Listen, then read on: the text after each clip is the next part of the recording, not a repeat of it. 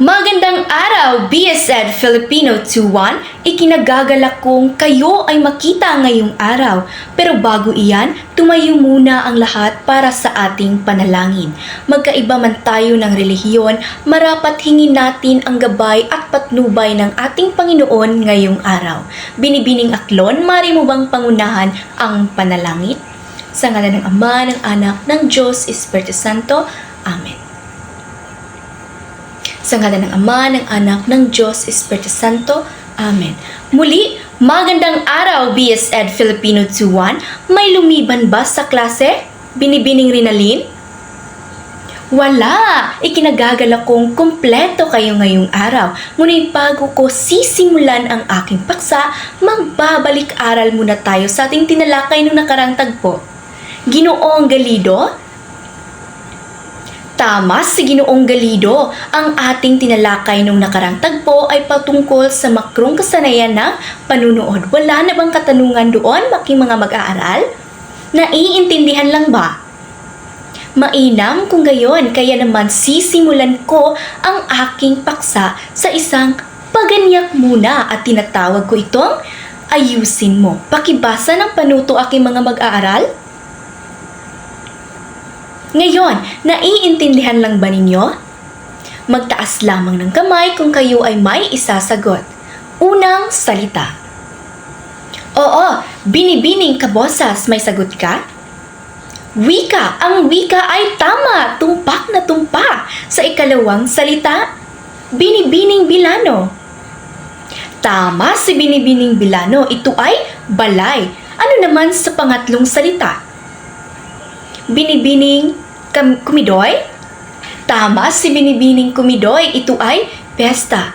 Ikinagagalak ko aking mga mag-aaral, kayo ay nagpakitang gilas at alam kong kayo ay may nalalaman na sa ating talakayan, hindi ba? Ngunit ang tanong ko, kayo ba ay nababagot pa? Kung gayon ay magbibigay ako ng mga sitwasyon at inyong huhulaan at sasagutan ito. Naiintindihan ba? Unang sitwasyon, pakibasa? Oo, binibining bilano, may sagot ka? Ay, tamang-tama, ang sagot ay airpat. Palakpakan ninyo yung mga sarili sapagkat kayo ay nagpakitang gilas at tamang-tama ang mga sagot. Ngayon naman, hindi na tayo magpapatumpik-tumpik pa. Ipinapakilala ko sa inyo ang ating paksa ngayong araw, ang 5 antas ng wika. Pakibasa ng layunin? Maraming salamat aking mga mag-aaral.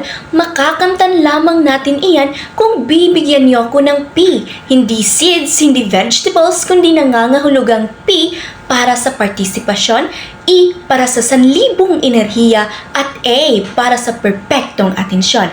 BSED Filipino 2-1, maaasahan ko ba kayo? Mainam kung gayon, kaya naman 5 antas ng wika. Ayon kay Henry Gleason, ang wika ay masistemang balangkas na sinasalitang tunog na isinasaayos sa paraang arbitraryo. Maaari niyo bang basahin ang 2 parte sa pisara? Maraming salamat aking mga mag-aaral. Kaya naman tunghayan ninyo ang kahulugan ng formal na wika. Pakibasa? Maraming salamat. Tandaan na ito ay mga salitang standard at ginagamit ng mga nakakarami at nakapag-aral ng wika. Ma'am, ano naman ang informal na wika? Pakibasa aking mga mag-aaral? Maraming salamat. Ito ay mga salitang karaniwan at ginagamit sa pakikipag-usap at pakikipagtalastasan. Kaya naman, hukayin at ating tunghayan ang informal na wika kung ano nga ba ang mga parte nito. Ito ay may 3 parte, ang balbal, kolokyal at lalawiganin. Kaya unahin natin ang balbal. Tinatawag raw ito sa Ingles na slang at ginagamit nilang code sa pakikipagtalastasan at sinasabi sa mga makatang pinakamababang antas ng wika. Gaya naman, basahin ninyo ang halimbawa ng balbal.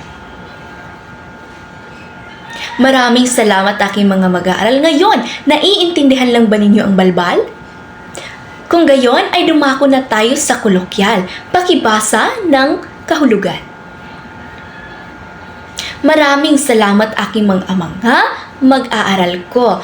Ang halimbawa ng kolokyal ay Sa kabilang banda, peyesta. Sa kabilang banda, pesta. Pinapaikli ang mga salita. Naiintindihan lang ba ang kolokyal aking mga mag-aaral? Mainam kung gayon. Kaya naman dumako na tayo sa lalawiganin. Ito raw ay mga bokabularyong pandayalekto at mga taga-roon lamang ang nakakaintindi. Pakibasa ng halimbawa ng lalawiganin.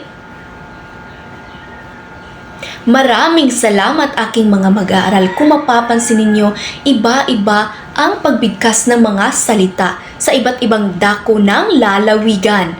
Naiintindihan lang ba ang impormal na wika aking mga mag-aaral? Mainam kung gayon. Kaya naman punta na tayo sa formal na wika. May dalawang parte ito. Ito ay pambansa at lalawiganin. Ngunit unahin muna natin ang pambansa. Ma'am, ano nga ba talaga ang pambansa? Pakibasa ng kahulugan. Maraming salamat. Ito ay mga salitang karaniwan ginagamit sa pamalaan at itinuturo sa paralan. Ma'am, ano naman ang pampanitikan? Class, ang pampanitikan, ito ay mga salitang gamit ng mga manunulat. Matatayog ang mga salita, malalalim, makukulay at matalinghaga at masining. Upang maintindihan nyo ng mabuti ang pambansa at pampanitikan, meron akong halimbawa dito.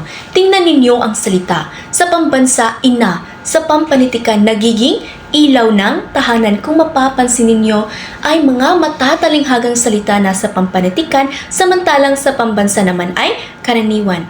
Aking mga mag-aaral, naiintindihan lang ba ang aking paksa?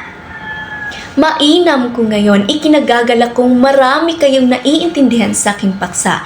Kasi nga, aking mga mag-aaral, ang bawat antas ay may sariling tungkulin dahil ipinapakita nila ang yaman, dinamismo at pagkakaiba ng wika.